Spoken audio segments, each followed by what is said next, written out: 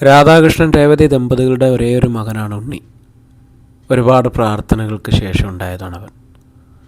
ആ അധ്യാപക ദമ്പതികളുടെ ജീവിതം ആകെ മാറ്റിമറിച്ചതാണ് ഉണ്ണിയുടെ വരവ്.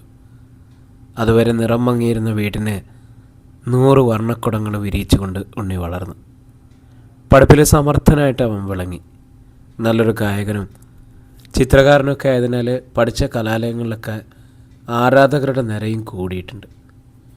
എഞ്ചിനീയറിംഗിൽ ചേർന്ന ഉണ്ണിക്ക് അവിടെ ഉന്നത വിജയം ലഭിച്ചു. തുടർന്നൊരു പ്രശസ്ത സ്ഥാപനത്തിൽ ഉദ്യോഗവും ലഭിച്ചു. മകൻ്റെ വിജയങ്ങൾ ഓരോന്നും മാതാപിതാക്കളെ ആഹ്ലാദിപ്പിച്ചു.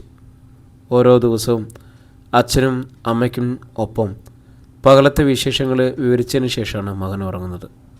സന്തോഷം അലയടിക്കുന്ന ഭവനമാണ്. നമ്മുടെ ഉണ്ണിക്ക് നല്ലൊരു പെൺകുട്ടിയെ കണ്ടെത്തണം. എല്ലാ മാതാപിതാക്കന്മാരെ പോലെ അവരും ആഗ്രഹിച്ചു. അതിനായുള്ള അന്വേഷണം പൂർത്തിയായി. അങ്ങനെ അവർ ഭാമയെ കണ്ടെത്തി. മോൻ്റെ വിവാഹമാണ്, വന്ന് അനുഗ്രഹിക്കണം. അവരെ ഓടി നടന്നിട്ട് ക്ഷണിച്ചു. ഉണ്ണിയുടെ വിവാഹം നാടിൻ്റെ ഒരു ഉത്സവമായിട്ട് മാറി. എന്തോ ഓമനത്തുള്ള കുട്ടിയാ. രാധാകൃഷ്ണൻ്റെ പ്രാർത്ഥന പോലെ തന്നെ. എന്താ അമ്പൂറ്റി കൊച്ച്. ഓരോരുത്തരും അഭിപ്രായം പറയുന്നുണ്ടായിരുന്നു. ഭാമ വീടിൻ്റെ മകളായി എത്തി. ആ വീട്ടിൽ സന്തോഷം 10 മടങ്ങായി. എന്തൊരു നല്ല കുട്ടി. രേവതി ടീച്ചർക്ക് പൂമുഖത്ത് പത്രം വായനയിൽ മുഴുകിയിരിക്കുന്നതിനിടയിൽ രാധാകൃഷ്ണൻ മാഷോട് അടക്കം പറഞ്ഞു. ശരി തന്നെ. ഇവരുടെ സംഭാഷണം ആസ്വദിച്ചു കൊണ്ടുവന്ന വിധം ഒരു ചിലന്തി തൻ്റെ വലയുടെ ആദ്യ നൂല് വിരിക്കാൻ തുടങ്ങി.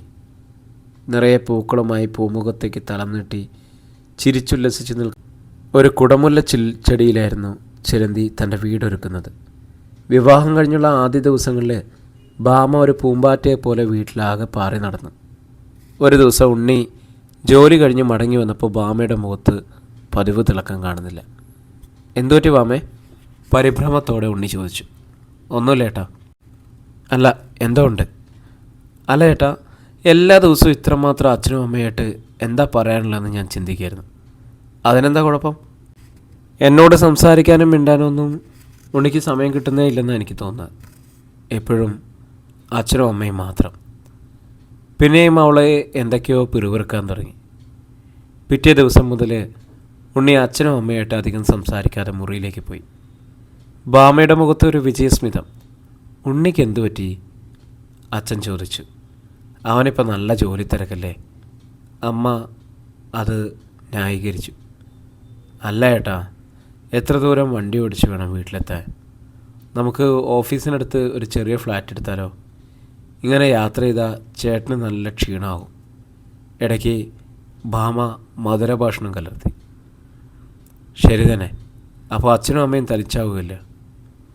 അതിൽ വിഷമിക്കണ്ട. നമുക്ക് ഓടിയെത്താവുന്ന ദൂരമല്ലേ ഉള്ളൂ. പക്ഷേ ഞാൻ അവരോട് പറയുന്നത് ഓർക്കുമ്പോഴാണ് വിഷമം. അല്ലെങ്കിലും ചേട്ടനൊരു ധൈര്യമില്ല. ഒടുവിൽ ഉണ്ണി അവരുടെ തീരുമാനം അവതരിപ്പിച്ചു. രാധാകൃഷ്ണൻ മാഷ് നിശബ്ദനായി.